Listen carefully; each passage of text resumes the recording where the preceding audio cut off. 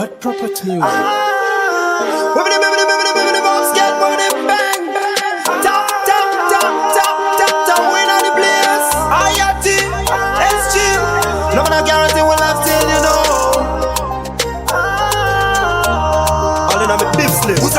Mukoni mangu ndokuburuza uchingo pipa pipa iwe wanishunguruza asi hauna kamari yekuchuruza kwereta abafilikishe kuburuza usatamile mukoni mangu ndokuburuza uchingo pipa pipa iwe wanishunguruza asi hauna kamari yekuchuruza kwereta abafilikishe kuburuza awe melinkinga wani ndinofona ndakunetseka na funga za mukona kwakanaka ndakuona wandibipa ka 20 uchitaza kufona kwa airtime unoisha ndisenshi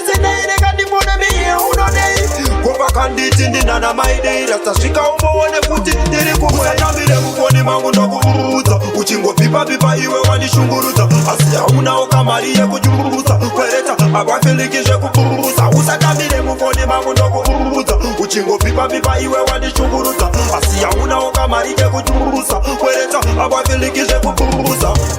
Me tell you straight, me file a statement. And the moon I know the entertainment. Show on the PP that stream but make a sense. If I crafty where would you the woods as them escape? Relax man, me I go block you right now. Me not take no please call a beeping man.